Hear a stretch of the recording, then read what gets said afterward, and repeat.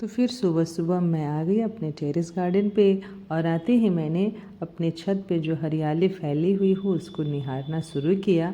तो देखा कि मेरा ऑल स्पाइसेस का जो प्लांट है काफ़ी हेल्दी चल रहा है और यहाँ गेंदा के भी फूल लगे हैं। तो इस तरह से चारों तरफ हरियाली ही हरियाली है। इसे देख के हमें काफ़ी आनंद आता है। जब आप गार्डनिंग करते हैं तो आपको जब ये पौधे बड़े होते हैं, फलते हैं, फूलते हैं, तो हमें काफ़ी खुशी की अनुभूति होती है, बहुत ही अच्छा लगता है। तो सबसे पहले मैंने चेक किया कि हमारे ग्रो बैग में कोई फसल रेडी तो नहीं है। तो मैंने देखा कि मूली के जो पौधे हैं उसकी पत्तियां पीली हो रही हैं, मतलब कि वह रेडी हो चुके हैं हार्वेस्टिंग के लिए। तो मैंने फटाक से एक मूली को बाहर निकाला तो देखा कि यह बिल्कुल रेडी हो चुका है। इस तरह से मूली की पत्तियां जब पीली होने लगती हैं तो हमें पता चल जाता है कि मूली अब बिल्कुल रेडी है हार्वेस्टिंग के लिए। तो हमने क्या किया, इस मूली को उखाड़ लिया। ये भी हमारी रेड मूली है। तो हमने दूसरी मूली को भी निकाला, फिर तीसरी को निकाला। ये मूली काफ़ी टेस्टी होती है और इसका जो छिलका होता है काफ़ी पतला होता है और स्वाद में भी काफ़ी अच्छा लगता है। फिर इधर हमने देखा तो यहाँ भी एक मूली है। हर ग्रो बैग में हमने मूली और गाजर साथ में मिला के लगाया हुआ है। तो मूली का हार्वेस्टिंग, ये देखिए गाजर, मेरे हाथ में गाजर भी आ गया। ये गाजर बैठ रहा था लेकिन हमने मूली के साथ ही इसे गलती से हमारे हाथ में आ गया, फिर हमने उसे इसमें लगा दिया। तो इस तरह से हमने फिर 2 मूली हार्वेस्ट किया। फिर तीसरे ग्रो बैग में गई तो मैंने यहाँ देखा तो यहाँ भी एक मूली है। वाइट मूली हमने अपने किचन गार्डन में लगाया है, वह अभी हार्वेस्टिंग के लिए रेडी नहीं हुआ है। लेकिन मैंने अपने टेरेस गार्डन पे सिर्फ रेड मूली ही लगाया था, लंबी वाली और बड़ी वाली। तो उसे हम पहले हार्वेस्ट कर पा रहे हैं। यहाँ भी देखिए ये मूली की जो पत्तियाँ हैं वो पीली हो रही हैं, मतलब ये हार्वेस्टिंग के लिए रेडी है। तो फिर यहाँ भी हमने एक और मूली को निकाल लिया और इसके बाद हमें अब उसमें कोई भी मूली दिखाई नहीं दे रहा है कि अब इसे हार्वेस्ट किया जाए। सभी अभी छोटा छोटा है। तो इसके लिए हम फिर अपनी टोकरी को लेकर चलते हैं दूसरी तरफ। और इस ग्रो बैग में देखिए इसके लीव्स कितने बड़े बड़े हैं। तो इस ग्रो बैग में हमने जैसे ही मूली को जैसे निकाला तो इसका साइज कितना बड़ा है। ये जो मूली है काफ़ी प्रोग्रेस की हुई है, इसकी लंबाई भी काफ़ी अच्छी है। तो जब मैंने देखा कि इसके साइज में डिफरेंस क्यों है, क्योंकि दोनों ही सीड एक जैसे हैं और देखभाल मैं ही करती हूँ, तो फिर इसमें अंतर क्यों है। तो इनकी दोनों की मिट्टी में अंतर है। उसकी मिट्टी वहाँ पे जो है थोड़ी हार्ड है। मैंने उस ग्रो बैग की मिट्टी को चेंज नहीं किया था, मुझे आस्कत लगा, लेकिन इसकी मिट्टी को हमने चेंज करके बिल्कुल भुरभुरी मिट्टी बनाया था। इसलिए इसमें तीनों जो मूली निकले हैं उसके साइज काफ़ी लंबे हैं। तो पौधे के लिए मिट्टी का बहुत बड़ा रोल होता है। हालांकि हमने सीड तो एक ही डाला था, एक ही जैसा, लेकिन ग्रोथ में अंतर आया क्योंकि वहाँ पे मिट्टी में डिफरेंस था। तो इस तरह से हमने आज अपने टेरेस गार्डन से इन रेड मूलियों को निकाला है। अब मैं चलती हूँ अपने दूसरे अभियान की तरफ जहाँ हमें हार्वेस्ट करने हैं अपने साग को। तो ये रहा लाल साग, ये दोनों, ये लाल साग है, यहाँ भी एक लाल साग है जिसे रेड चौलाई कहते हैं। ये टोटली ऑर्गेनिक है। मैंने छत पर या फिर किचन गार्डन में जो भी गार्डनिंग किया है सब में मैंने ऑर्गेनिक फर्टिलाइज़र ही डाला है। केमिकल फर्टिलाइज़र का हम लोग इस्तेमाल नहीं करते क्योंकि खुद के लिए खाना है, तो इसमें हम केमिकल फर्टिलाइज़र का इस्तेमाल ही नहीं करते। और साथ में मैंने एक ही ग्रो बैग में 2-3 तरह के पौधे लगाए हैं। जैसे कि आप देख रहे हैं कि यहाँ पे मैं पालक है और साथ में धनिया है और साग भी लगा हुआ है।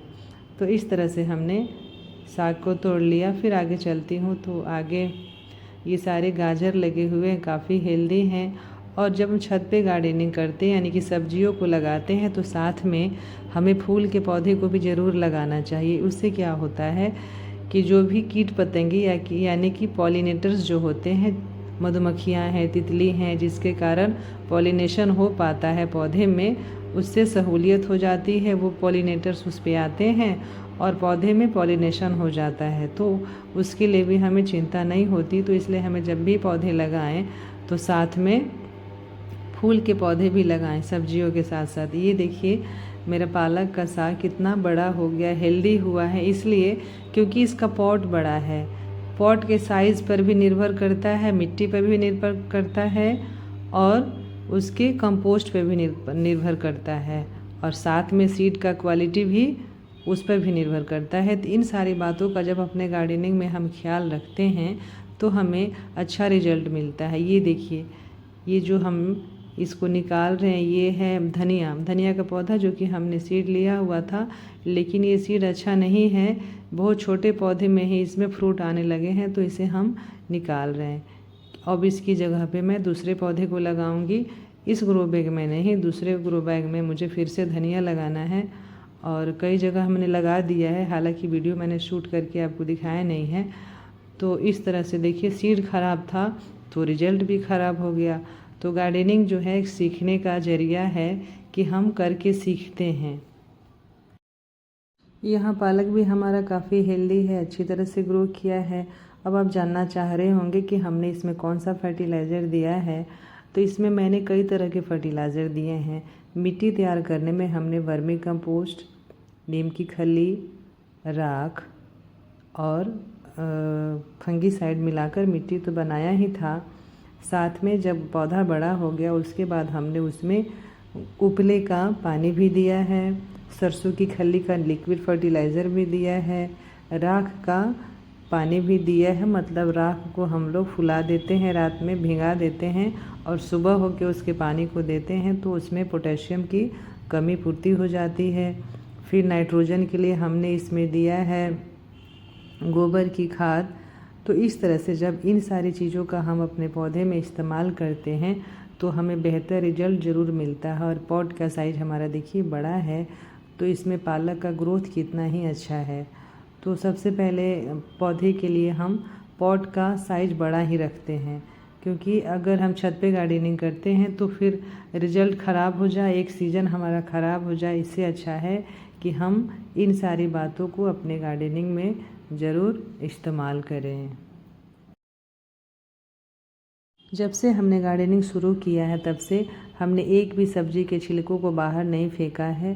केले के छिलके हों, संतरे के या फिर सब्जियों के छिलके, इसका इस्तेमाल हम लोग अपने गार्डनिंग में कर लेते हैं। उसका खाद बनाते हैं या फिर उसको भिंगा देते हैं 3 से 4 दिनों के लिए सब्ज़ी के छिलकों को।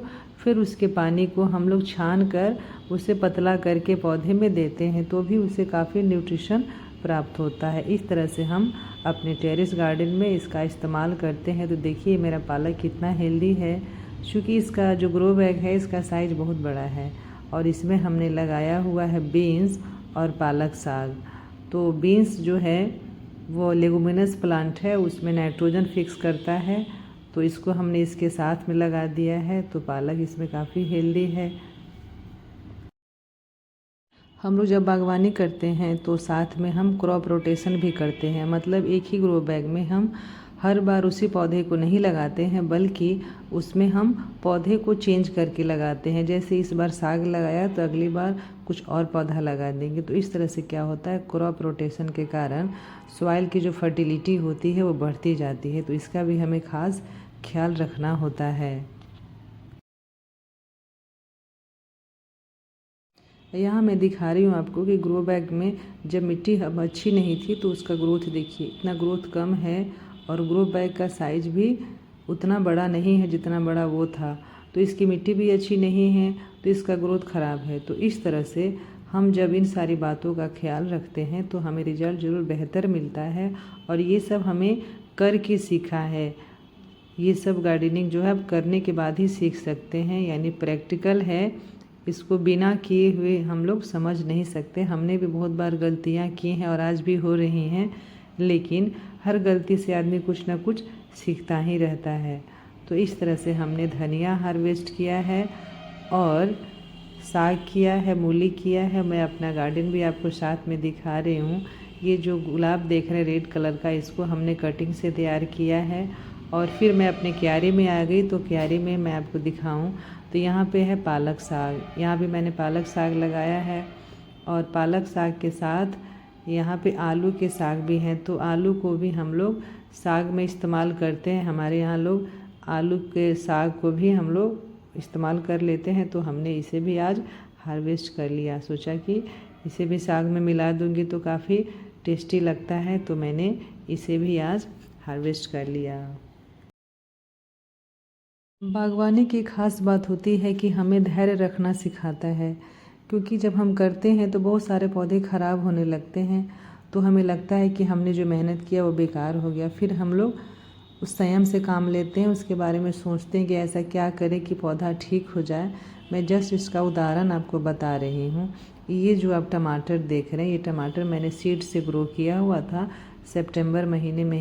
ये दोनों टमाटर, ये वाला और एक वहाँ पे है, इसको मैंने ग्रो किया था, लेकिन इसमें लीफ कर्ल वायरस हो गया, ये पौधा इसमें डिजीज़ हो गया। फिर मैंने क्या किया, इसके उन लीव्स को काट कर हटा दिया और उसके बाद मैंने सोचा कि यह ख़राब हो गया, अब ये पौधा सुधर नहीं सकता है। फिर भी मैंने इसको उखाड़ के नहीं फेंका, इसी ग्रो बैग में लगने रहने दिया, लगा ही था उसमें।